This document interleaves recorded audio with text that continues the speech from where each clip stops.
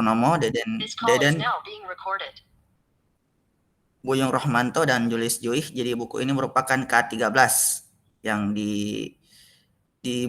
disusun untuk jenjang kelas 7 atau kelas 1 SMP. Jadi terus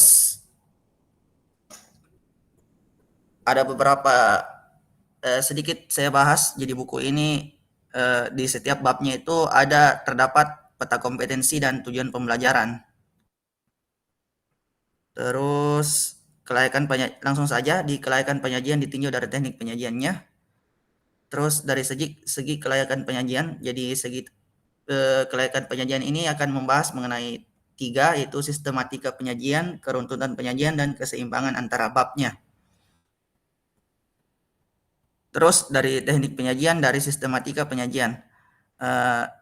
Jadi dari setiap awalan materi seni rupa pada bab di buku ini dimulai dengan gambar. Jadi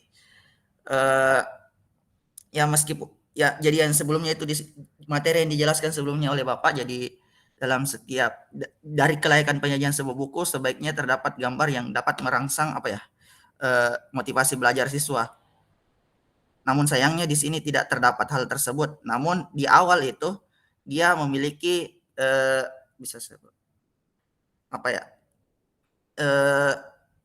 dia memiliki semacam pertanyaan pemantik dalam bentuk soal yang sekiranya saya rasa ini bisa dimanfaatkan oleh guru untuk memantik semangatnya siswa dalam memulai setiap materi yang ada pada buku ini.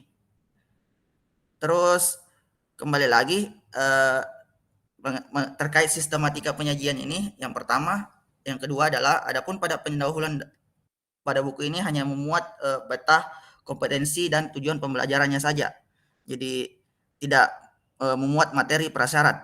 Jadi sebelumnya dijelaskan oleh Bapak pada materi sebelum minggu lalu bahwa sebaiknya dalam pendahuluan buku itu ada prasyarat atau materi prasyarat untuk yang supaya bisa lebih mendukung proses pembelajaran dalam memahami pelajaran di buku ini. Namun saya rasa hal ini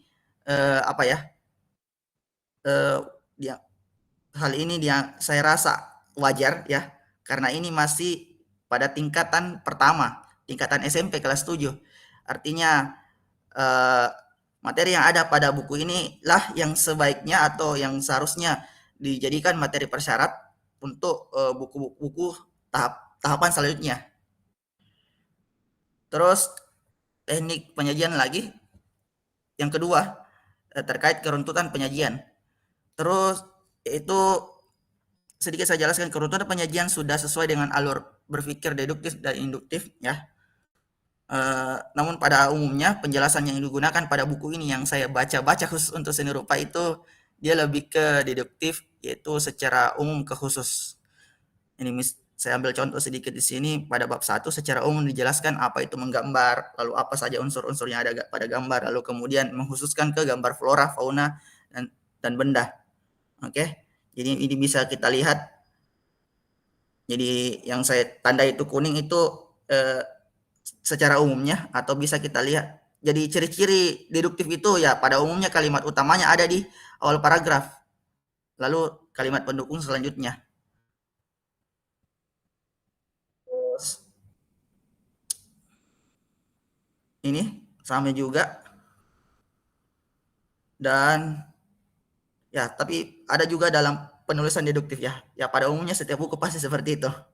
Nah, jadi kita lihat ini kalimat utamanya lebih ada di bawah paragraf.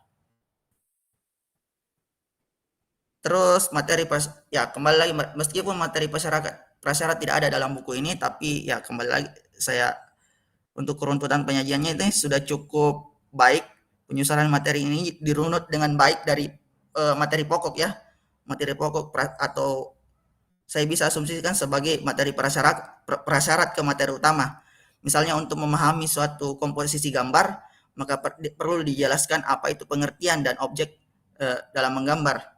Nah, jadi dia sudah dirunut secara cukup baik menurut saya, mulai dari secara dasarnya kita harus mengerti sebuah gambar, kemudian objek gambar, lalu komposisi dan teknik dalam menggambar. Terus masih pada poin kedua itu keruntutan penyajian. Jadi meskipun dari yang saya identifikasi, meskipun buku ini disusun berdasarkan kurikulum 2013, buku ini sesuai dengan tingkatan usia peserta didik, yaitu pada fase D. Jadi eh, ada kemiripan apa ya? Ada kemiripan lah ya, ada kesesuaian aturan yang ada pada buku ini yang masuk pada tingkatan fase yang ada pada ini kurikulum Merdeka sendiri. Diharapkan di mana materi ini sudah sesuai dengan jenjang yang ditentukan oleh fase D pada kurikulum Merdeka. Jadi materi ini disajikan dengan sederhana dan dengan menggunakan bahasa yang mudah dipahami oleh siswa serta sesuai dengan tujuan pembelajaran yang disusun. Dan yang paling penting menurut penulis, buku ini sudah relevan dengan fase perkembangan siswa, khususnya fase D. Mengapa saya katakan demikian? Jadi kita lihat seperti instruksi dalam menggambar flora dan fauna, itu dia menggunakan teknik saya lupa istilahnya, kayak penyederhanaan bentuk. Jadi diambil bentuk dasarnya dulu itu benda, lalu dibuat gambarnya. Nah ini sangat cocok teknik ini sangat cocok untuk diajarkan ke siswa SMP. Ya sebelumnya kayak SD itu diajar kayak misalkan menggambar burung itu mulai dari angka 2 dulu. Nah, jadi kalau ini lebih ke ada naik satu tingkat lah. Terus teknik penyajian. Ya, yang ketiga ini teknik penyajian terkait keseimbangan antara bab. Keseimbangan antar bab yang dimaksud di sini adalah proporsionalitas penyajian bab. Keseimbangan antar bab disajikan dengan baik dan tidak terdapat materi yang menurut saya tumpang tindih, artinya seimbang, di mana setiap bab di sini disusun dengan merata dan materi yang singkat dan padat. Meskipun begitu, di akhir bab tiap materi juga disajikan materi tambahan berupa pengenalan tokoh seni, dalam hal ini tokoh seni rupa. Nah, di sini bisa dilihat saya kalau mau dijelaskan ini saya langsung saja ambil contoh lewat susunan babnya ya. Jadi ini disusun secara berurutan dan sesuai. Jadi misalkan pada semester 1 ini bab 1 kita belajar menggambar flora fauna, terus menggambar ragam hiasnya. Selanjutnya itu kita menerapkan apa yang sudah dipelajari ragam hiasnya itu ke seperti bahan tekstil dan bahan kayu kalau di sini. Terus pada dasarnya penyusunannya hampir sama semua, selalu ada uji kompetensi, rangkuman dan refleksi. Namun untuk satu perbedaan yang sedikit yang paling jelas itu di setiap akhir, kalau misalkan pada semester pertama bab 2 itu selalu ada penjelasan terkait seniman di bidang seni rupa. Begitu juga kalau di musik ada juga penjelasan terkait seniman-seniman, dan yang dia bahas itu adalah seniman-seniman Indonesia.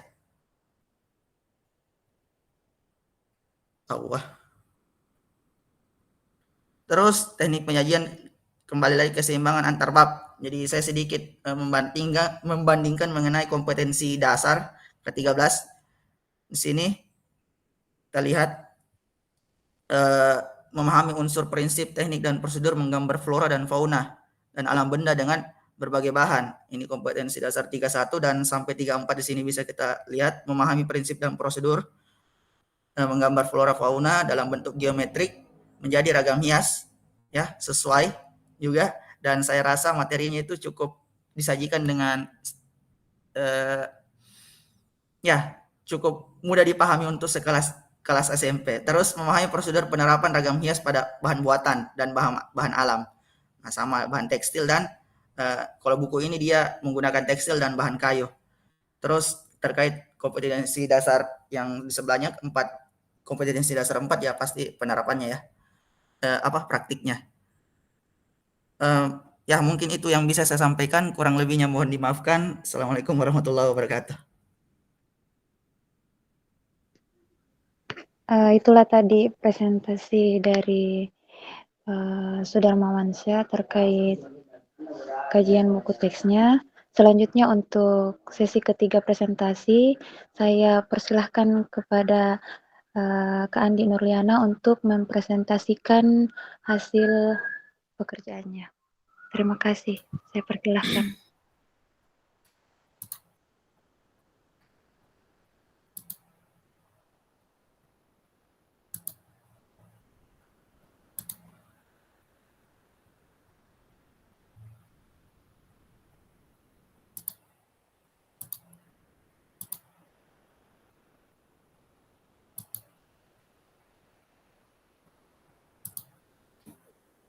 Sudah bisa dilihat?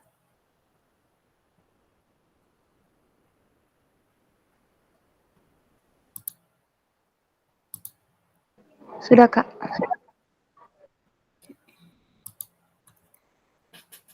Bismillahirrahmanirrahim.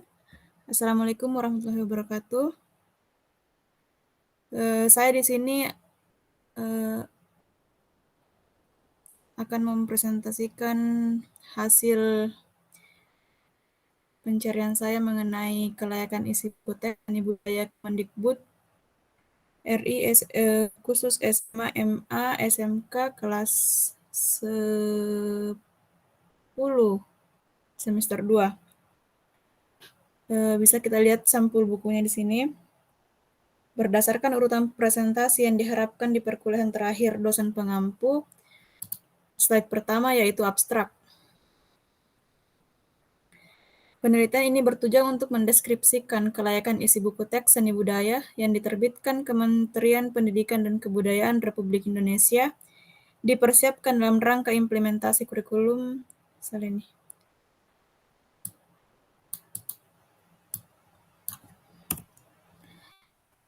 Penelitian ini menggunakan metode penelitian deskriptif. Sumber data pada penelitian ini adalah buku teks pelajaran seni budaya untuk SMA sederajat kelas 10 terbitan Kemendikbud edisi revisi 2017. Berdasarkan hasil instrumen kelayakan isi yang telah ditetapkan oleh BNSP, yakni yang pertama, kesesuaian uraian materi dengan K1, KI, dan KD. Yang kedua, keakuratan materi. Yang ketiga, materi pendukung pembelajaran. Buku teks ini terbitan Kementerian Pendidikan dan Kebudayaan Indonesia. Buku teks ini dapat dikatakan telah memenuhi syarat kelayakan isi buku teks, namun dalam hal kelengkapan materi buku teks terbitan Kemendikbud edisi revisi 2017 ini masih tergolong kurang lengkap. Secara keseluruhan, buku teks ini telah memenuhi standar kelayakan isi buku teks. Berikutnya, pendahuluan. Implementasi kurikulum dalam kegiatan pembelajaran sangat dipengaruhi oleh pendukung sumber belajar sarana dan prasarana yang memadai, terutama kondisi ruang belajar, pembelajaran, perpustakaan, laboratorium, dan alat bantu pembelajaran. Dengan demikian, patut kiranya dilakukan uji kelayakan isi buku teks pegangan guru maupun pegangan siswa, khususnya pada mata pelajaran seni budaya. Hal ini mengingatkan paradigma pembelajaran pada mata pelajaran seni budaya berbeda dengan sebelumnya, sehingga struktur dan muatan buku teks pun berbeda. Walaupun buku teks tersebut disusun oleh pemerintah, namun upaya uji kelayakan buku teks tersebut perlu untuk dilakukan dengan objektif untuk mendapatkan gambaran objektif buku teks pegangan guru dan pegangan siswa. Pergeseran paradigma pembelajaran seni budaya ke arah pembelajaran berbasis teks membutuhkan adaptasi yang tidak singkat. Hal ini mengingatkan pada jenjang pendidikan sebelumnya belum akrab dengan pembelajaran berbasis teks. Rasionalitas penelitian ini juga didukung pula oleh hasil identifikasi permasalahan di lapangan. Guru-guru yang banyak kebingungan dengan penggunaan buku teks pegangan guru dan buku teks pegangan siswa. Kondisi ini demikian menyebabkan guru untuk melakukan menyebabkan peneliti untuk melakukan uji kelayakan buku teks khususnya pada mata pelajaran seni budaya. Berikutnya metode. Penelitian ini menggunakan metode penelitian kualitatif menggunakan jenis penelitian deskriptif. Menurut Sugiono 2005, metode deskriptif adalah suatu metode yang digunakan untuk menggambarkan atau menganalisis suatu hasil penelitian, tetapi tidak dapat digunakan untuk menarik kesimpulan secara luas. Penelitian deskriptif ialah suatu penelitian yang digunakan untuk mencari gambaran atau hasil dari suatu peristiwa, situasi, perilaku, subjek, atau fenomena pada masyarakat. Fenomena ini berusaha untuk menjawab pertanyaan tentang apa, kapan, siapa, dan bagaimana berkaitan dengan suatu permasalahan diteliti. Penelitian deskriptif berusaha untuk mengumpulkan informasi untuk menjawab pertanyaan peneliti dengan memperhatikan aspek-aspek yang didapat dari banyak data penelitian sehingga dapat menggambarkan suatu kondisi peristiwa atau fenomena dengan spesifik dan terurut. Berikutnya, pendekatan ini menggunakan jenis penelitian deskriptif. Hal ini lebih ditekankan pada uji kelayakan buku teks seni budaya dan jika terdapat kesalahan pemaknaan pada buku teks tersebut. Langkah selanjutnya adalah pemberian deskriptif tentang kebenaran berdasarkan tinjauan pustaka yang didukun.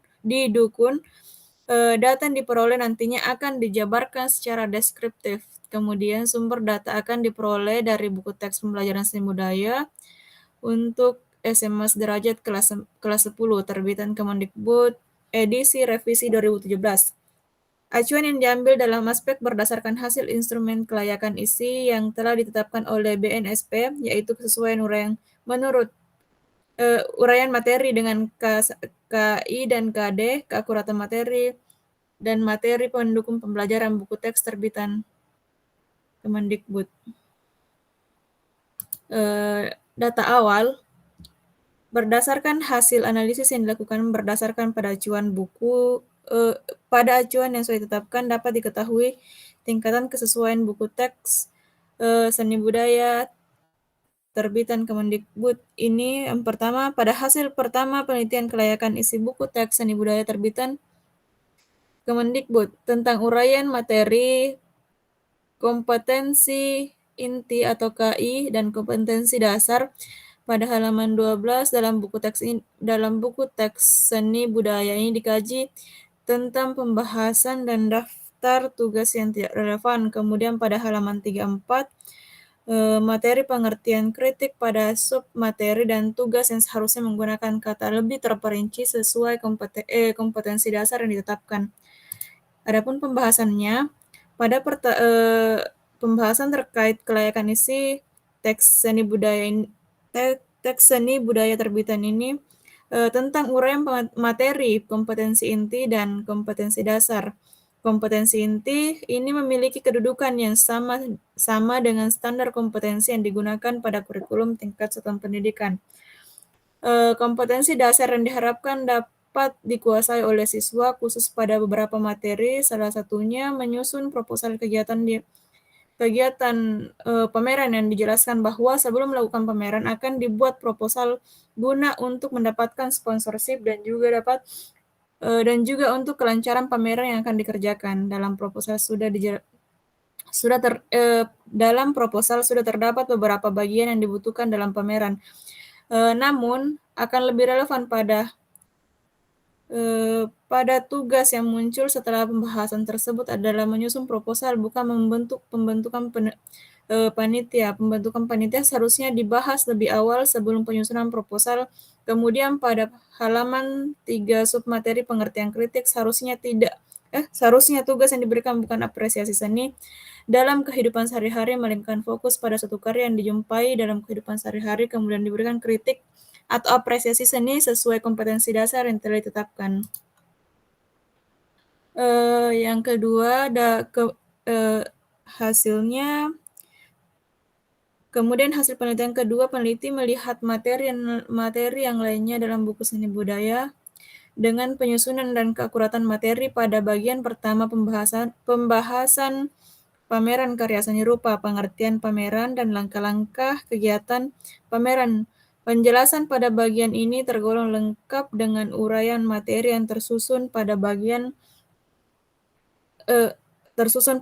kedua, kritik karya seni rupa, ketiga, pertunjukan musik, keempat, kritik musik, kelima, gerakan tari tradisional,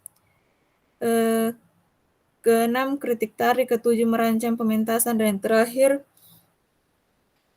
pementasan teater. Pada sub-sub materi tergolong lengkap dengan pembahasan yang menyinggung pengertian dari materi tersebut, kemudian disusul dengan komponen materi yang lebih mendalam. Tidak lupa pada akhir materi, pada setiap komponen diberikan tugas yang berkaitan dengan materi.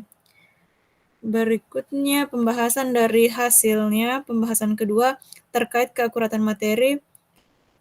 Sesuai dengan hasil dari pembahasan sebelumnya mengenai 8 materi yang dibahas pada buku teks terbitan edisi revisi 2017, materi tersebut ialah pembahasan pameran karya seni rupa, pengertian langkah-langkahnya. Penjelasan pada bagian ini tergolong lengkap dengan uraian materi tersusun. Pada bagian kedua, kritik karya seni rupa, pertunjukan musik, kritik musik, dan kelima, gerakan tari tradisional. Keenam, kritik tari. Ketujuh, merancang pementasan teater. Dan yang terakhir, pementasan teater yang dijelaskan pada subbab dengan komponen materi pokok yang terbilang sudah lengkap. Ini berdasarkan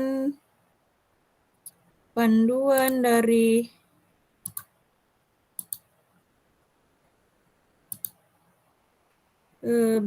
BNSP. Sekian. Adapun yang ingin saya sampaikan ini masih kurang karena yang saya masukkan ada 3. Yang pertama itu kesesuaian uraian materi dengan K1 dan KI dan KD, keakuratan materi. Yang ketiganya itu belum saya buat, yaitu materi pendukung pembelajaran dari buku teks ini. Terima kasih, saya kembalikan kepada moderator. Oke, baik. Terima kasih Kak atas presentasinya. Selanjutnya saya persilahkan kepada presenter keempat, yaitu Kak Novita. Kepada Kak Novita, saya persilahkan.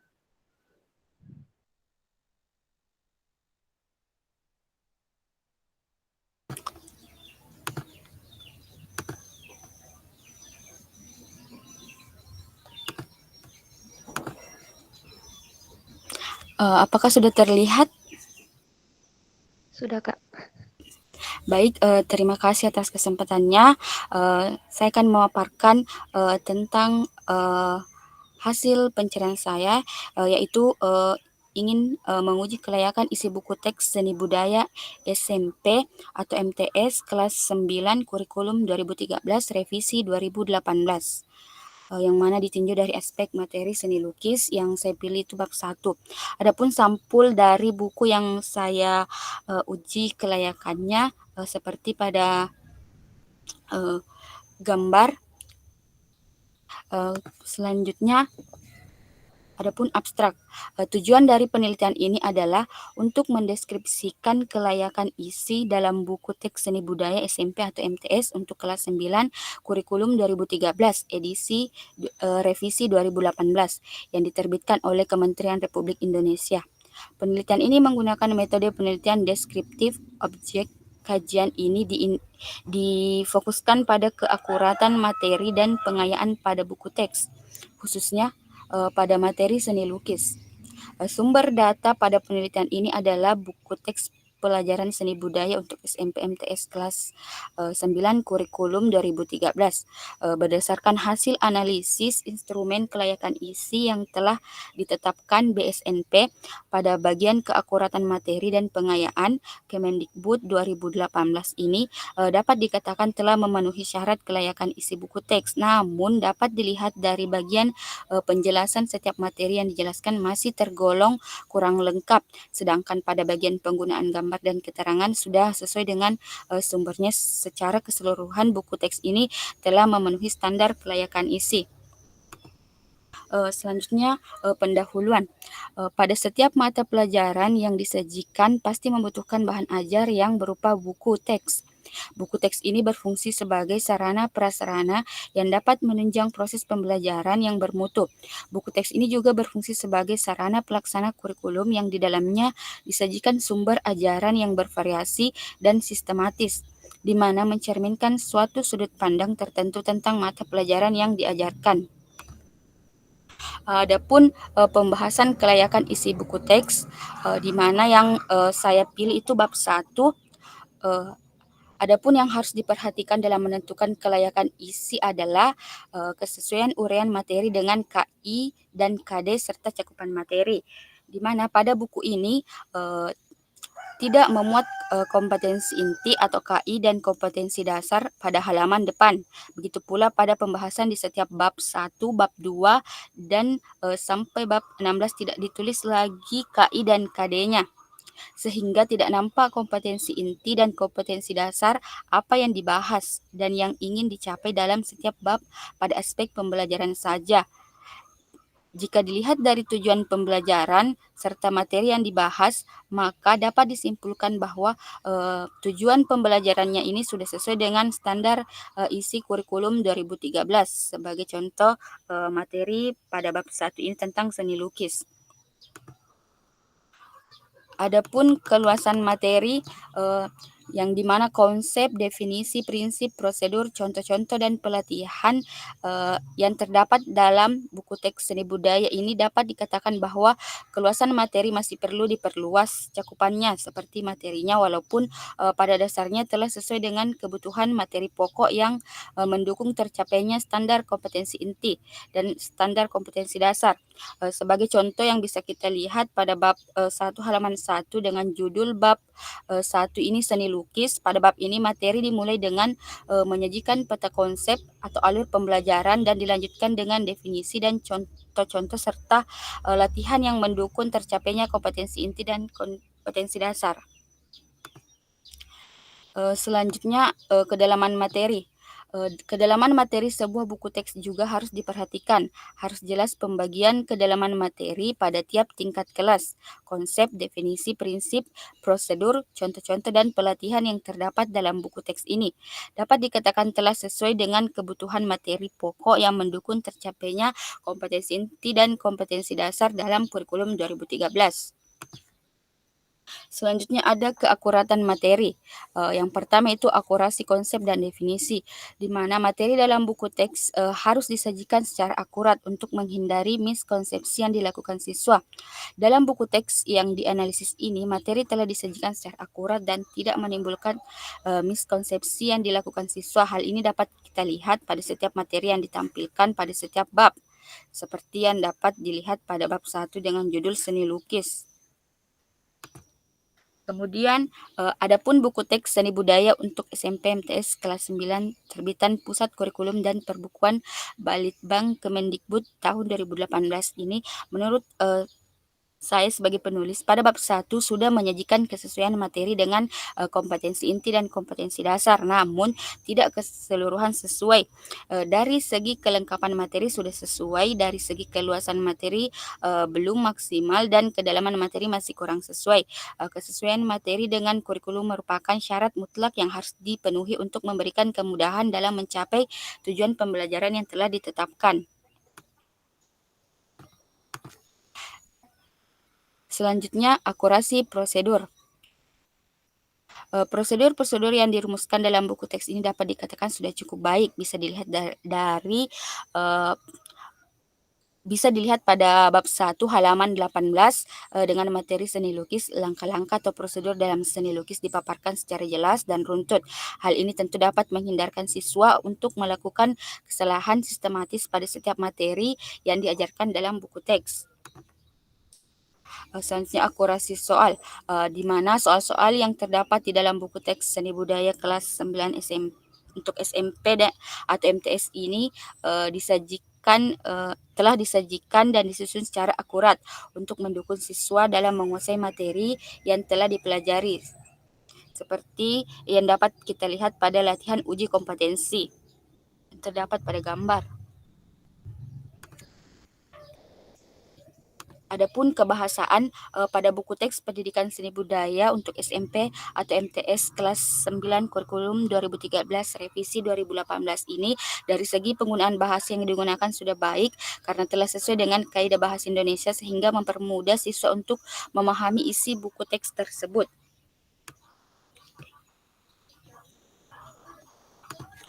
Nah, kesimpulan, berdasarkan analisis kelayakan isi buku teks pelajaran seni budaya terbitan Pusat Kurikulum dan Perbukuan Balitbang Kemendikbud tahun 2018 ini sesuai dengan instrumen yang telah ditetapkan oleh BNSP meliputi kesesuaian uraian materi dengan kompetensi inti dan kompetensi dasar dalam kurikulum 2013, keakuratan materi dan materi pendukung pembelajaran. Buku ini memang dapat dikatakan sudah memenuhi kelayakan isi, namun hanya saja dalam hal keluasan materi buku teks ini tergolong masih kurang dan perlu ditambah konten materinya. Adapun saran itu bagi guru dapat menggunakan buku guru dan buku teks siswa pelajaran seni budaya terbitan Pusat Kurikulum dan Perbukuan Balitbang Kemendikbud tahun 2018 ini sebagai buku acuan utama dalam proses belajar mengajar sehingga dapat mempermudah guru dalam menyampaikan materi yang lebih fokus dan terarah pada kurikulum yang berlaku pada saat ini. Kemudian saran untuk siswa dapat menggunakan buku teks seni budaya terbitan Pusat Kurikulum dan Perbukuan Balitbang Kemendikbud tahun 2018 sebagai buku acuan utama yang berkualitas untuk belajar di rumah maupun di sekolah sehingga mempercepat proses pemahaman materi dan pencapaian nilai yang maksimal. Nah, itulah tadi pemaparan dari saya. Mohon maaf jika ada kekurangan. Sekian dari saya. Terima kasih. Baik, terima kasih Kak atas presentasinya.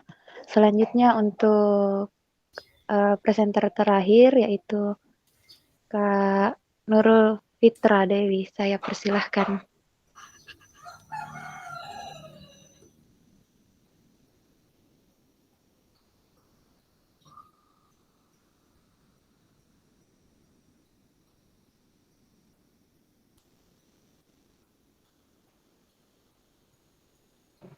Teman-teman tolong di ACC.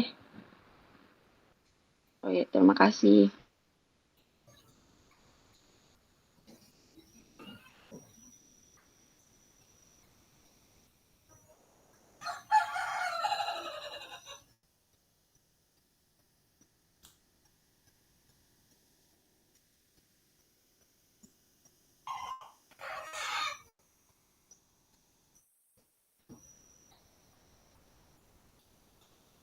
Apa sudah kelihatan?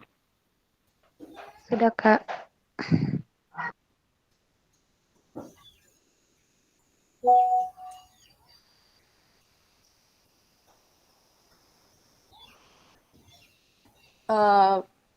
Baiklah, di sini saya akan mempresentasikan tentang kelayakan penyajian buku teks seni budaya SMP kelas 8 edisi revisi 2017 terbitan Kementerian Pendidikan dan Kebudayaan.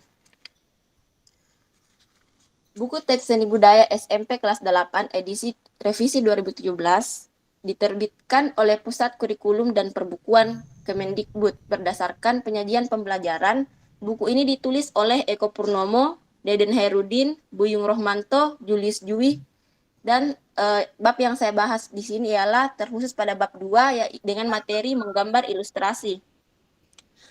Pendekatan yang digunakan adalah pendekatan deskriptif kualitatif. Adapun kelayakan isi yang ditetapkan oleh BNSP yang menjadi tolak ukur saya dalam mengukur yaitu 1. Kesesuaian materi dengan SK dan KD, 2. Keakuratan materi, 3. Kemutakhiran materi, 4. Mendorong keingintahuan, dan yang terakhir ialah praktikum dan kewirausahaan. Selanjutnya ialah pembahasan kelayakan isi. Yang pertama ialah kesesuaian uraian materi dengan KI dan KD. Secara keseluruhan, buku teks seni budaya kelas 8 edisi revisi 2017 Kemendikbud RI pada aspek pembelajaran menggambar ilustrasi ini meliputi penyajian konsep, definisi, prinsip, prosedur, contoh-contoh, dan pelatihan yang sudah sesuai dengan kebutuhan materi yang mendukung tercapainya KD. Hal ini dapat terlihat pada setiap bab yang memberikan materi dan pemaparan disertai contoh, kemudian dengan adanya tugas dan lembar kerja dan berguna untuk memantau seberapa jauh siswa terhadap materi tersebut. Jadi untuk kesesuaian KI dan KD sudah dapat dikatakan sesuai secara keseluruhan pada bab 2 materi ilustrasi. Selanjutnya ialah keakuratan materi.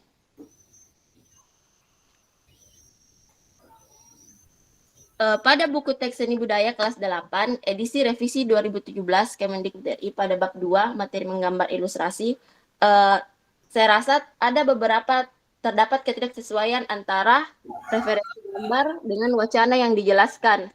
Pada bab tersebut, materi ilustrasi yang diberikan merupakan materi ilustrasi manual, sedangkan referensi yang kebanyakan diberikan dan tercantum dalam buku tersebut ialah referensi dengan menggunakan gambar digital. Selain itu, materi dianggap kurang lengkap karena tidak mencantumkan unsur-unsur dan tata cara menggambar ilustrasi pada setiap jenis ilustrasi, seperti komik dan vignette. Harusnya materi tersebut disajikan secara akurat untuk menghindari miskonsepsi yang dilakukan siswa. Indikator keakuratan materi yang terdapat dalam buku teks meliputi akurasi konsep, definisi, akurasi prosedur, contoh, fakta, dan ilustrasi. Kelengkapan ilustrasi atau gambar pada wacana diutamakan yang aktual dan dilengkapi dengan penjelasan. Namun ya seperti saya jelaskan sebelumnya, pada buku ini beberapa referensi saya rasa kurang sesuai dengan wacana dan materi yang diberikan. Berikut ialah contohnya. Di sini kalian bisa lihat gambar komik di sini adalah komik digital. Sedangkan yang dipelajari di sini ialah menggambar komik secara manual. Kita dapat melihat beberapa contohnya seperti vignette. Ini digambar secara digital semua. Nah, selanjutnya di halaman 18 kita dapat lihat beberapa ilustrasi yang sebagian juga digambar dengan digital. Ada 3 di bagian halaman 18 dan 2 di halaman 19. Namun ada juga beberapa ilustrasi yang digambar dengan manual, tapi saya rasa itu kurang akurat juga karena di bawahnya tidak terdapat penjelasannya setiap gambar, hanya menggabungkan setiap gambar. Nah, seperti yang tadi kurang lebih ini pada gambar karikaturnya ada yang manual dan ada yang digital dan beberapa gambar ilustrasi lainnya. Selanjutnya ialah kemutahiran materi. Secara keseluruhan, sumber materi yang tersaji dalam buku teks ini masih relevan dengan keadaan saat ini, meskipun beberapa perlu untuk dirubah. Contohnya pada bab 2 materi menggambar ilustrasi. Seperti yang kita ketahui bahwa ilustrasi mengalami perkembangan pesat di masa sekarang, dari yang dulunya menggunakan ilustrasi manual dan sekarang sudah menggunakan ilustrasi digital. Saya rasa perlu bagi siswa untuk diperkenalkan jenis dari ilustrasi digital, namun sesuai dengan perkembangan agar peserta didik tetap up to date dan mengetahui perkembangan ilustrasi di era digital.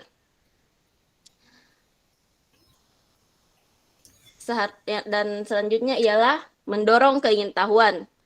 Tugas-tugas yang terdapat dalam buku teks ini, khususnya pada bab 2, pembahasan menggambar ilustrasi, mampu mendorong siswa untuk mencari informasi dari berbagai sumber lain seperti internet, buku, dan artikel. Hal ini berkaitan dengan materi ilustrasi yang menuntut peserta didik untuk mencari sumber referensi secara mandiri. Selain itu, hal ini juga mendorong rasa keingintahuan siswa untuk bertanya akan meningkat. Ada satu hal yang menarik dalam buku ini. Pada setiap akhir bab terdapat lembaran mengenal tokoh yang berisikan riwayat hidup tokoh terkenal yang berpengaruh pada dunia seni rupa. Hal itu dapat mendorong rasa keingintahuan peserta didik dan memberi pengetahuan baru yang saya rasa cukup menarik. Poin selanjutnya ialah praktikum dan kewirausahaan.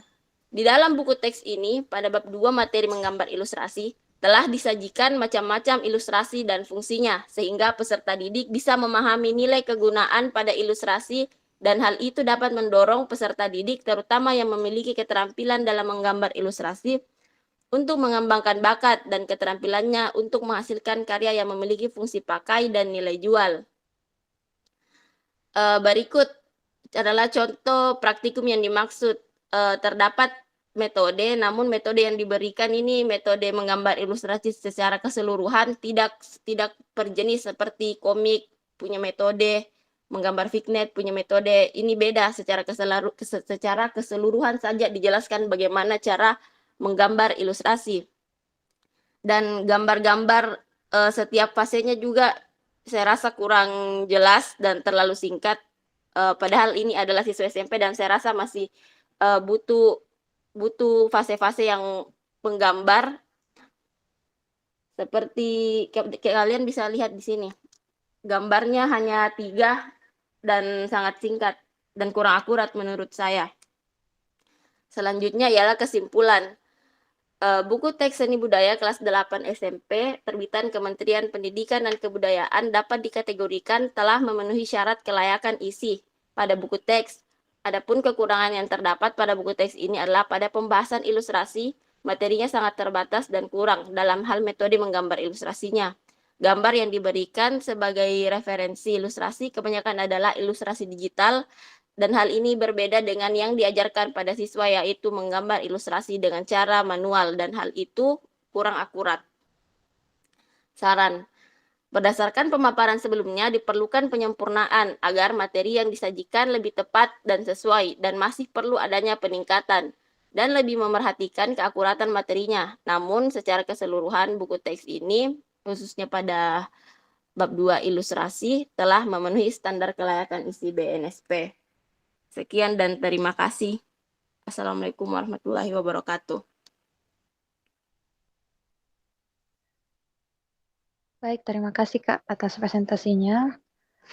Mungkin itulah tadi presentasi yang telah dilakukan oleh kelima presenter kita pada pagi hari ini terkait kajian buku teks seni rupa. Selanjutnya kita ke bagian kedua pada diskusi kita pada pagi hari ini, yaitu sesi tanya jawab. Untuk sesi tanya jawab ini, saya persilahkan kepada teman-teman yang ingin mengajukan pertanyaan kepada kelima presenter kita pada pagi hari ini. Dan kepada teman-teman yang ingin mengajukan pertanyaan, mohon untuk mengangkat tangan. Saya persilahkan kepada teman-teman yang ingin mengajukan pertanyaan.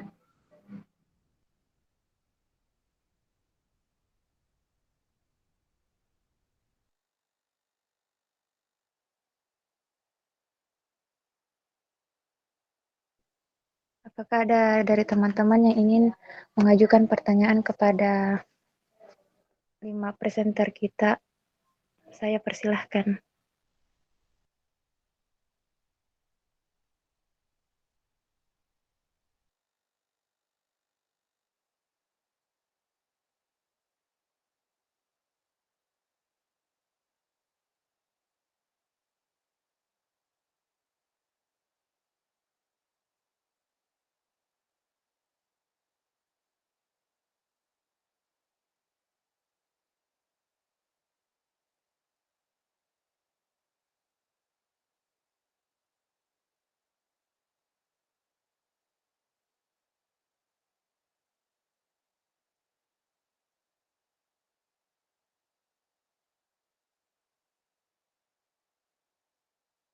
Kalau presenter bisa bertanya tidak?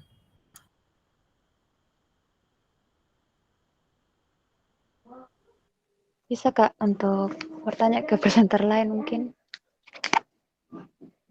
Jadi mungkin daripada tidak ada bertanya, mungkin syukur. Mau dia bertanya sedikit saja ke Kak Nurul Fitrah. Mungkin sekedar opini di ini Kak, cuma tadi kan dikatakan kalau sebaiknya memang kalau SMP kan ilustrasi sebaiknya diperkenalkan memang ilustrasi digital.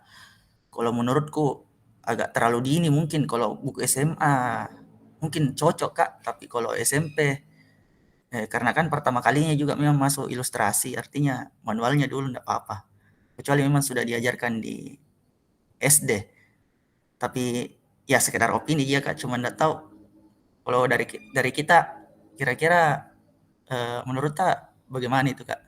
Apakah memang bisa atau sebaiknya memang di tingkat SMP seperti yang kita bilang tadi seharusnya diajarkan memang ilustrasi digital begitu. Jawab Mika, persilakan Kak Lulis semua. Oke Kak, saya persilahkan untuk jawab pertanyaannya Sudar. Silahkan. Tadi saya jelaskan itu saya juga setuju dengan pendapat saudara Sudarmawansyah. Memang terlalu dini kalau untuk mengajarkan, tapi saya rasa kayak untuk sebatas pengenalan, untuk mengetahui eksistensi ilustrasi digital, bahwa ini namanya ada ilustrasi digital, dan kita kasih tahu saja pengenalan dasarnya seperti macam-macamnya seperti ini vektor, tapi untuk metodenya atau langkah-langkah dalam membuat saya rasa memang tidak bisa. Dan saya juga tadi sebutkan sebatas pengenalan, belum dalam tahap pengajaran yang membuat dan disertakan dengan metode-metodenya. Iya Pak, ya terima kasih Kak. Iya memang. Ya karena memang juga kalau dipikir di SMP juga alat-alatnya belum memadai, dan rata-rata anak SMP itu belum bisa pegang gadget di beberapa tempat, apalagi daerah. Iya Kak. Ya terima kasih Kak. Ya. Oke, mungkin jawaban yang diberikan oleh Kak Vita sudah jelas. Apakah ada dari teman-teman lain yang masih ingin bertanya kepada presenter lain?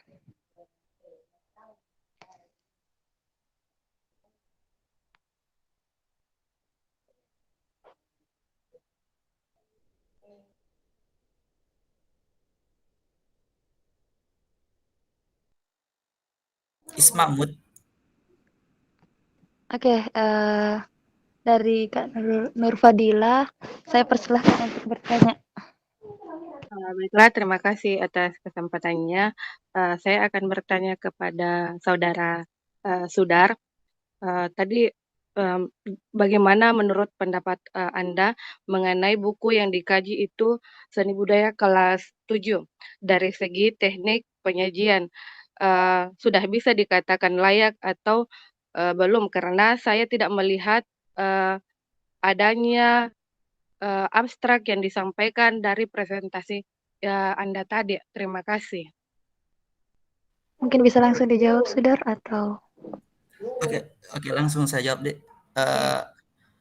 Secara keseluruhan, menurut saya sudah layak. Jadi tunggu, saya buka dulu sedikit. Saya buka dulu bukunya, Dik. Semoga bisa tampil slide-nya.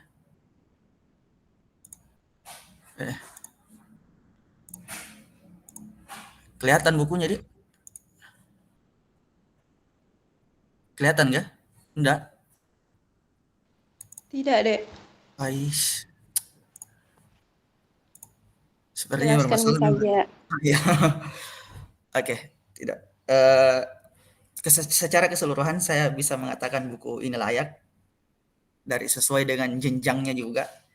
Jadi kalau menurut saya ada beberapa yang bisa dilihat dari kelayakan tingkat kelayakan dari buku yang ini. Yang pertama, menurut saya dia sudah relevan dengan kurikulumnya. Kurikulum ke-13 mengacu pada kompetensi inti dan kompetensi dasar pada seni budaya tingkat SMP kelas 7. Itu tadi sudah saya kasih lihat juga perbandingannya sedikit. Terus menurut saya buku ini sangat mudah dipahami. Jadi dia langsung to the point gitulah. Singkat, rata-rata penjelasan setiap satu materi itu maksimal sekali nih saya lihat itu 3 paragraf paling banyak. Terus memotivasi siswa. Nah, dia sudah bisa, menurut saya buku ini ada bagian yang tadi itu semacam tes di awal semacam pertanyaan awal, atau bisa saya katakan itu dia kayak bagian pertanyaan pemantik yang itu bisa dimanfaatkan guru untuk bikin semangat lah siswa atau mencari tahu materi-materi sebelum masuk ke materi inti. Terus ada contoh-contoh yang relevan. Ya, meskipun memang contohnya memang masih perlu ditambah lagi kalau menurut saya, karena ya masih kurang lah kalau menurut saya pribadi. Cuman sebenarnya sudah cukup sih. Eee, karena kalau misalkan terlalu banyak contoh juga, ya bakal terlalu tebal bukunya mungkin. Terus ya pastinya dilengkapi dengan latihan-latihan soal, dan terus dia ada lengkap dengan glosarium dengan dan setiap bab itu ada rangkuman dan refleksi. Terus yang paling eh, umum juga mungkin di K13 itu biasanya bukunya ada penilaian diri sendiri, ya, penilaian sejawat. Terus eh, juga memperhatikan kebutuhan siswa. Nah, jadi menyesuaikan dengan kebutuhan siswa. Untuk saat ini memang banyak orang yang mengatakan kembali tadi seperti yang di ini Kak Nurul Fitra Dewi, memang seni ini sudah masuk era digital. Ya, kalau kita melihat AI lagi, artinya buku-buku yang sekarang ini sudah tidak relevan, terutama untuk SMA toh. Tapi sekali lagi yang namanya teknik manual ini sangat penting ditekankan juga sebelum melangkah ke step yang seperti itu. Dan saya rasa ini sudah teknik yang disajikan dalam buku ini sudah ya pas lah aku rasa. Terus yang terakhir itu bersinggungan juga terintegrasi dengan teknologi. Jadi sebaiknya buku ajar itu ada berintegrasi dengan teknologi. Nah, kalau di buku ini secara tidak langsung maupun langsung sebenarnya dia tidak menjelaskan bagaimana tidak ada unsurnya ini terintegrasinya dengan teknologi. Namun sebenarnya ini tergantung kreativitas gurunya ya, kembali ke gurunya sebenarnya. Tidak semestinya dikasih ke bukunya semua. Artinya setidaknya buku itu sudah membahas hal-hal dasarnya. Jadi kedepannya bisa dikembangkan oleh guru. Dan sepertinya ini ada juga buku gurunya, cuman saya tidak cari tahu. Mungkin biasanya buku guru itu kan ada penjelasan-penjelasan tambahan terkait bab-bab tertentu yang ada dalam buku siswa begitu. Mungkin itu saja Kak dari tujuh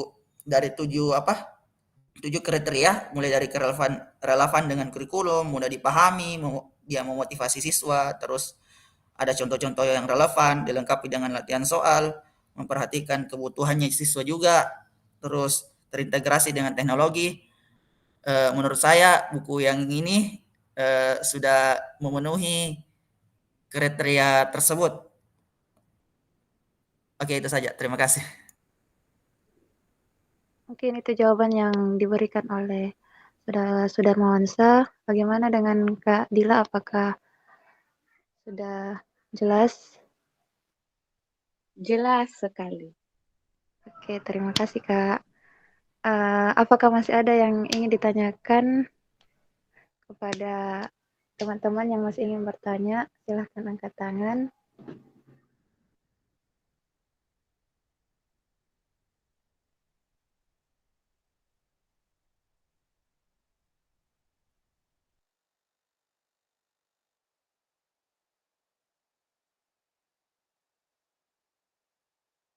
Oke, mungkin Kak Samsul Rijal, saya persilahkan untuk mengajukan pertanyaan. Samsul Fajri. Maaf, Samsul Fajri. Teman angkatannya itu kan ingat. Berkesan Ki kapan? Bertanya lagi Kak. Saya mau bertanya sama Saudari Novita. yang membahas tadi buku kelas 9 kalau tidak salah. Iya, Eh, sebenarnya ini bisa dikatakan cuma masukan sih, karena yang saya tidak terlalu mengikuti tadi materinya karena ada sesuatu masalah di perangkat saya. Yang saya ketahui tentang buku kelas kan itu eh, terbitan dari Kemdikbud yang di bab terutama di bab seni musik yang ingin saya koreksi, di mana eh, di dalam materi itu, bagi kalau menurut saya materinya itu terlalu, masalah levelnya itu agak tinggi karena itu menyangkut tentang eh, core di dalam musik, terutama pada bagian mengaransemen lagu itu, menurut saya levelnya itu sudah level mahasiswa sebenarnya. Tapi di tingkat SMP di dalam buku itu sudah diajarkan. Nah, kemudian saya ingin juga bertanya sama saudari Novita, apakah bagaimana tanggapan Anda tentang hal itu? Karena kalau menurut saya seperti itu tadi. Terima kasih. Sebelumnya Kak, buku revisi berapa yang kita lihat? Karena yang ku kaji ndak ada seni musik Kak. Seni lukis di patung. Bab satunya itu seni lukis. Enggak ada seni musiknya, ada kayak gitu. Bab 3 kayak atau Saya luruskan mungkin, Kak. lupa nomornya. Jadi Kak, tadi yang dipresentasikan itu Kak Novita saya seni terkait lukis bab saja Kak. pertama tentang seni rupa, tidak membahas Oh. tentang Nggak bahas musik kan ndak ada. Oh iya. Oke. Iya Kak.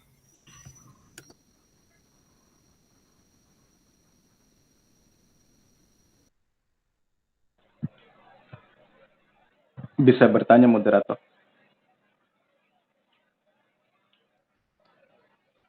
Iya bisa Kak, silahkan.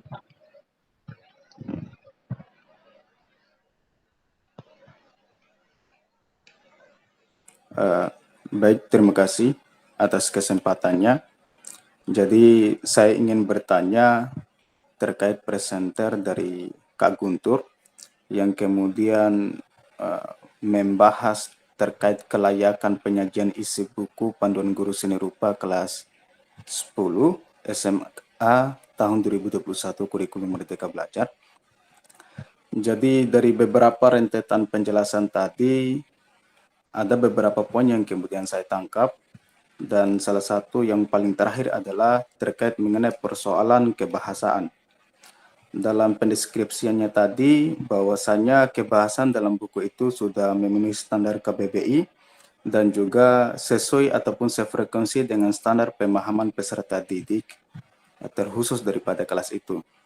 Namun yang perlu saya ingin ketahui lebih lanjut, kira-kira standar bahasa yang seperti apa yang cocok ataupun sefrekuensi dengan peserta didik di jenjang kelas 10, karena masih dijelaskan secara umum, namun yang perlu kemudian saya ingin ketahui lebih lanjut, karakter kebahasan seperti apa yang kemudian ditonjolkan di buku itu, sehingga dalam pandangan Anda bahwasanya buku itu sesuai dengan standar pemahaman siswanya.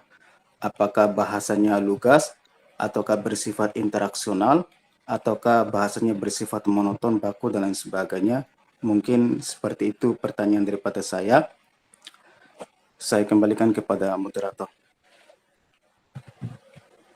Baik, terima kasih atas pertanyaannya Kak. Apakah Kak Guntur bisa langsung menjawab?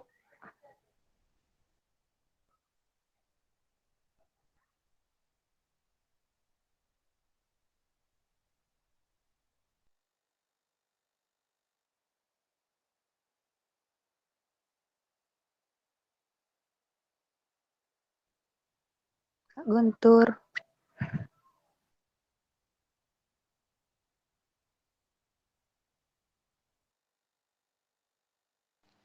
Lagi ngajar Ki mungkin.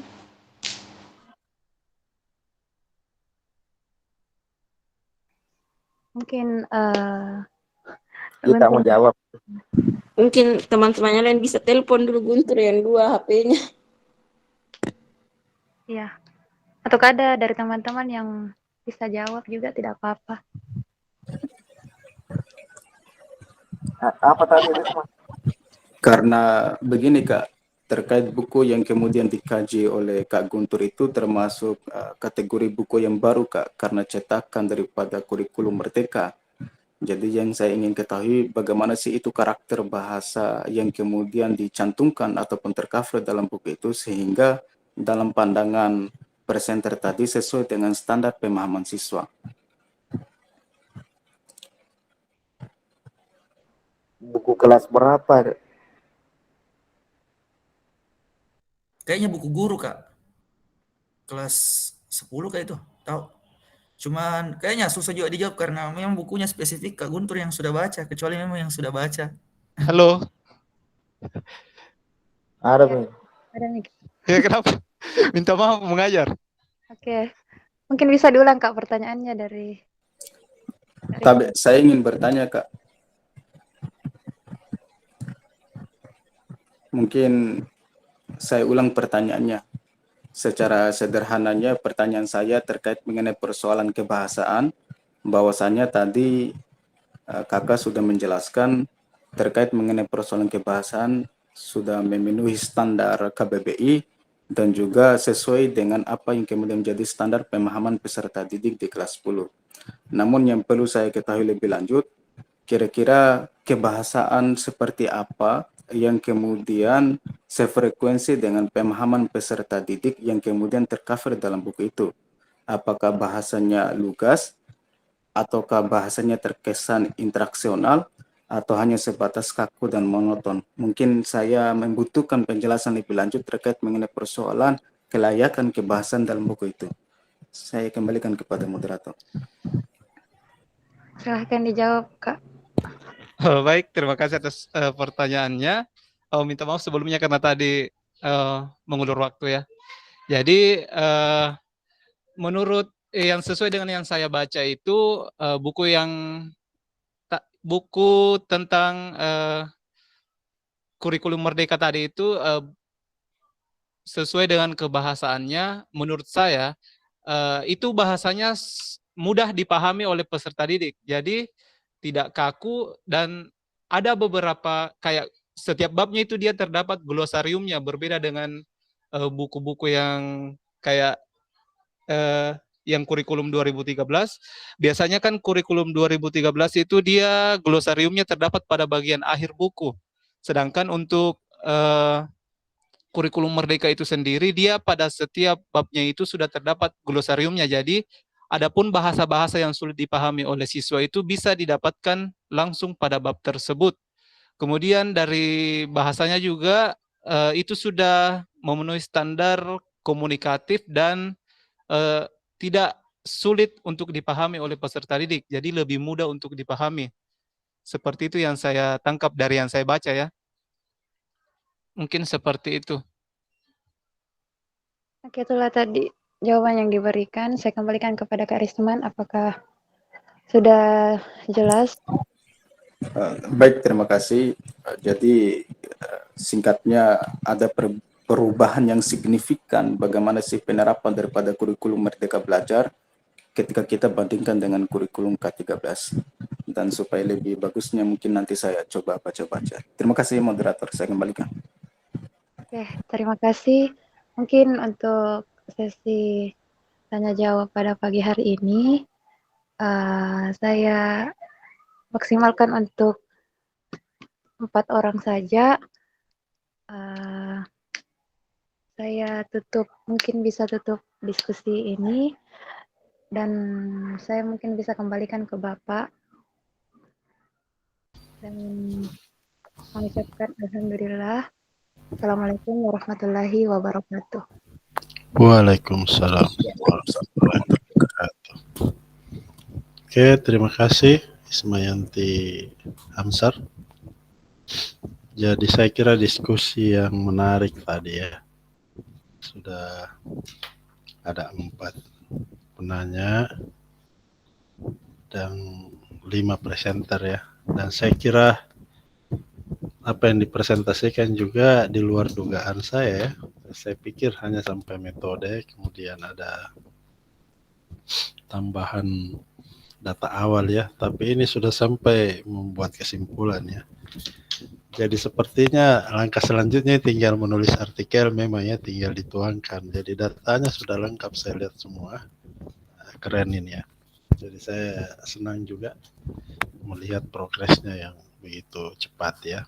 Karena sepertinya sudah riset ini ya.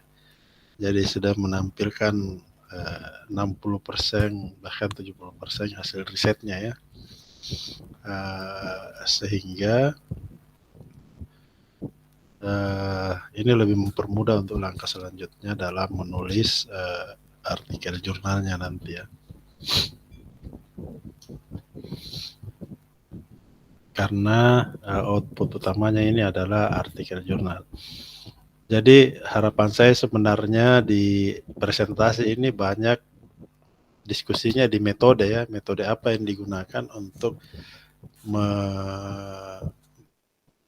mengumpulkan datanya. Tentu ini pastinya lebih banyak pada metode kepustakaan sebenarnya ya, tinjau pustaka, telah referensi yang diperoleh secara online tentunya ya, karena tidak mungkin dong kita ke lapangan ya untuk teknik pengumpulan datanya. Metode analisisnya mungkin kebanyakan menggunakan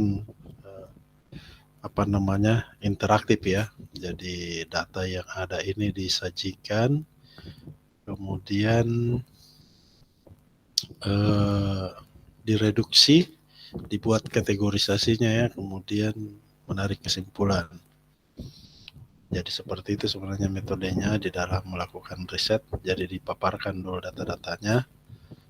Tadi hampir semuanya sudah ada data-data yang disampaikan ya mengenai aspek-aspek yang dikaji oleh masing-masing.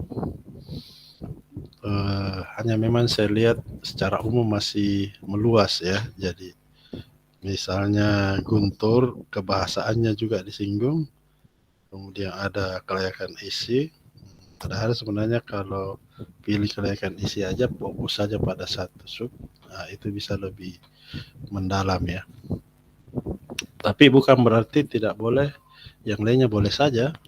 Hanya mungkin dia jadinya bersifat umum saja. Jadi tidak ada satu yang optimal ya. Gitu. Jadi ada beberapa pertanyaan tadi mengenai ilustrasi manual dengan digital ya.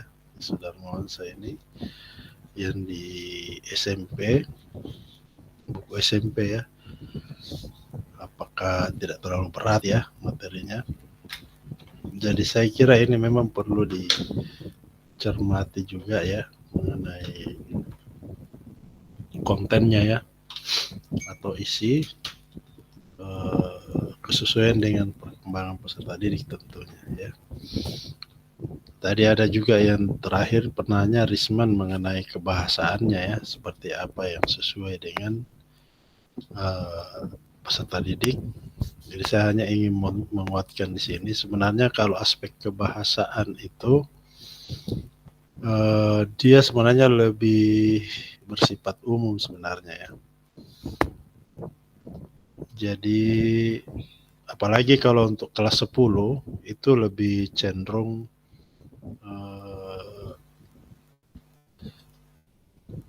mengikuti aspek-aspek umum dari kebahasaan itu sendiri. Misalnya tentu buku itu bahasanya sudah tidak berbelit-belit lagi ya, lugas, yang penting-penting saja, kemudian tidak bersifat pribadi, tidak ada tendensi subjektif ya, tapi dia lebih objektif, sportif, dan betul-betul ke intisari dari materinya. Dan saya kira hampir semua buku itu sudah seperti itu ya. Kalau sudah dicetak itu sudah memenuhi sebenarnya kaidah kebahasaannya, itu sudah lolos seleksi sebenarnya.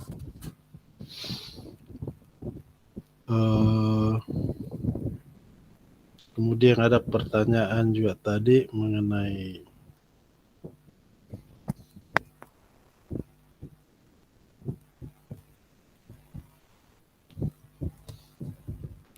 dari Nur Fadila ini ya, mengenai sepertinya ke Saudara Nuansa mengenai buku Seni Budaya kelas 7 ya, apakah sudah layak atau belum. Nah ini sebenarnya juga memang belum kuliah ini sebenarnya belum bisa menarik kesimpulan yang pasti ya bahwa ini betul-betul layak. Jadi ini karena masih proses riset sebenarnya. Jadi apa yang kita presentasikan hari ini sebenarnya masih mencari format metode sebenarnya ya, metode yang sesuai untuk mengulas data-data dari buku yang diperoleh ya. Nah, tapi apa yang disampaikan ini sebenarnya lebih dari itu. Dan apa namanya, beberapa sudah membuat kesimpulan ya. Saya kira tidak apa-apa, walaupun nanti mungkin kesimpulannya masih bisa berubah ya. Kalau Anda menemukan hal-hal baru di situ, itu masih ada kemungkinan berubah. Jadi saya kira secara umum saya menyampaikan terima kasih kepada semuanya karena sudah menyiapkan presentasinya dengan baik ya. Dan bahkan sudah melakukan kajian ya, melakukan riset dan membaca-baca buku. Jadi saya kira tujuannya memang kita kuliah ini belajar adalah supaya kita rajin-rajin baca buku, dan jangan hanya satu buku yang dibaca, kalau perlu KTSP dibaca, ke-13 dibaca, kurikulum merdeka juga dibaca ya, karena memang terutama yang guru seperti Guntur misalnya ya, karena memang pekerjaannya sebagai guru yang apa namanya, tuntutannya ke situ ya. Jadi harus lebih rajin baca buku dan tentu jangan hanya satu buku ya. Seperti itu. Jadi Guntur tadi sudah menyampaikan kurikulum apa namanya, buku mengkaji ya, buku kurikulum merdeka. Jadi ada beberapa kelebihan dan kekurangan ya, kekurangan kurikulum merdeka ini jika dibandingkan dengan K13 atau KTSP ya. Jadi kalau di K13 itu sebenarnya screening kelayakan bukunya lebih ketat ya. Itu ada BSNP yang memang menangani langsung. Sementara di kurikulum merdeka ini itu BSNP-nya sudah ditiadakan ya, dilebur masuk ke pusat kurikulum kalau tidak salah ya. Itu yang melakukan lagi evaluasi terhadap buku-buku yang akan diterbitkan ya. Tapi kalau dilihat tadi presentasi Guntur bahwa buku itu juga sebenarnya sudah memenuhi secara umum ya standar kelayakan dan sudah diterbitkan, bahkan sudah digunakan ya. Dalam prosesnya tentu akan waktu yang akan melakukan evaluasi ya dan perubahan-perubahan terhadap buku itu. Jadi yang pasti yang menjadi pegangan kita sebenarnya untuk buku seni rupa ini, tidak ada satu pun buku yang sempurna menelaah, pasti ada saja kekurangannya. Apalagi jika buku ini menyangkut dua bidang besar ya, seni pertunjukan dan seni rupa ya. Ini tidak mungkin semua bisa terwakili dan lengkap, tidak mungkin ya, karena seni rupa saja cakupannya sangat luas sekali ya. Misalnya tadi ada ilustrasi digital, ada manual. Di penjelasan mungkin manual, sementara di tugas dikasih digital. Ya mungkin maksudnya di situ supaya keduanya bisa terserap oleh peserta. Hanya mungkin jadinya tidak nyambung menurut guru ya. karena seharusnya ada juga manual di tugasnya misalnya ya, karena yang disajikan di materinya adalah manual. Tapi mungkin maksud dari penulisnya itu berbeda. Jadi itu sebenarnya semua ada penjelasan ya.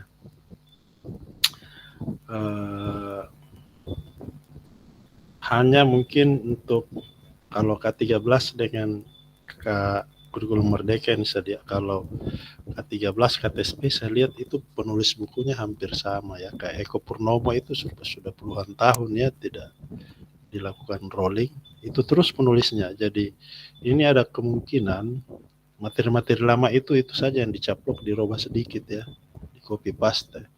Dan saya lihat juga kemutakhirannya itu diperhatikan kemutakhirannya, referensi yang digunakan daftar pustaka itu tidak ada yang sampai 50% referensinya 10 tahun terakhir. Rata-rata lebih ya, tahun 80-an, 90-an. Jadi banyak materi yang sebenarnya dari aspek pemutakhiran kebaruan itu sudah kurang sebenarnya ya. Seharusnya 70% itu referensi yang digunakan 10 tahun terakhir minimal ya. Itulah buku sebenarnya yang yang mutakhir dan mengandung unsur-unsur kebaruan ya. Kemudian apa lagi yang kira-kira lemah dari hampir semua buku kalau ini ya, buku seni rupa? Seharusnya itu ditambahkan bagaimana, apalagi kita kan hampir semua produk yang disini itu karya ya, dan itu bisa dijual. Apalagi sekarang aplikasi sudah banyak, karya-karya itu semua bisa dijual, manual atau digital. Seharusnya ini ada sedikit sentuhan ya di materi itu, bagaimana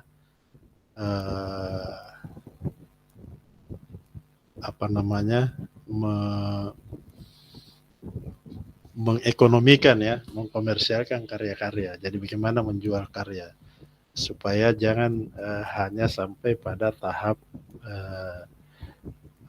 selama ini kan hanya bagaimana pengertiannya, konsepnya ya, kemudian membuatnya, sudah itu selesai. Jadi sementara yang lebih penting setelah selesai itu adalah bagaimana mewirausahakan ya keterampilan-keterampilan yang dimiliki.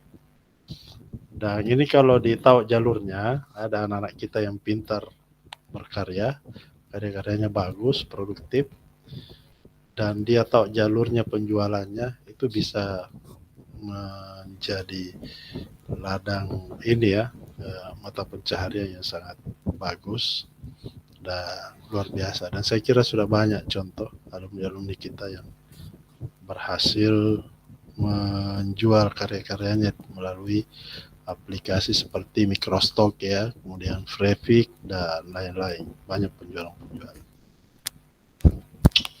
Nah ini seharusnya ada juga, mungkin tidak perlu banyak ya, mungkin 5% lah dari bagian buku itu yang mengarahkan bagaimana siswa-siswa itu bisa menjual karyanya.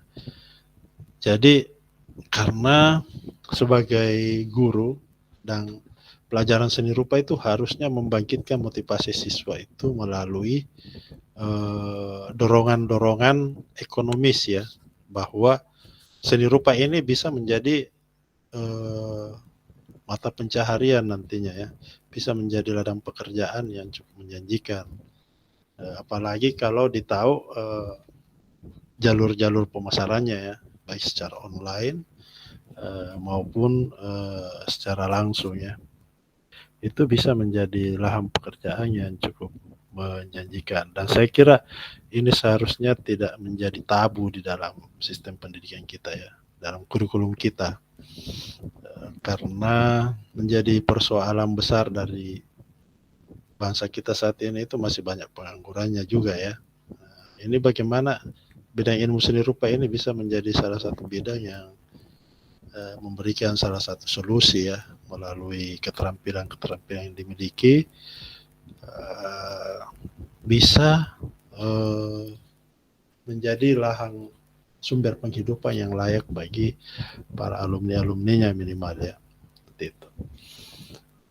Jadi ini terutama di perguruan tinggi juga ya, di kampus. Dan ini sudah kita mulai lakukan. Oke, saya kira itu saja barangkali penguatan-penguatan dari saya. Terima kasih semuanya yang sudah presentasi dan yang sudah bertanya ini ya. Nanti untuk selanjutnya bersiap-siap lagi ya, 5 orang lagi minggu depan. Saya kira sebelum kita tutup mungkin bisa dibuka kameranya semua ya. Saya mau ambil gambarnya dulu.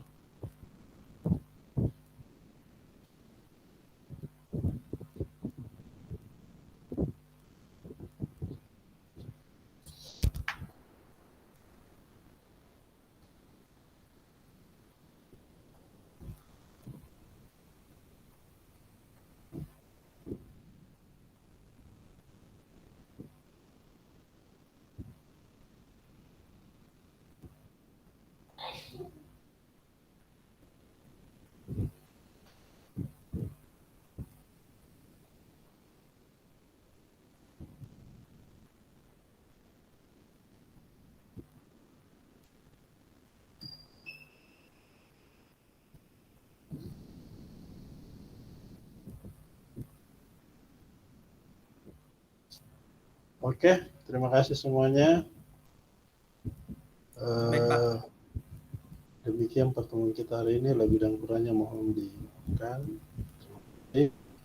Assalamualaikum warahmatullahi wabarakatuh. Waalaikumsalam. Terima kasih, Pak.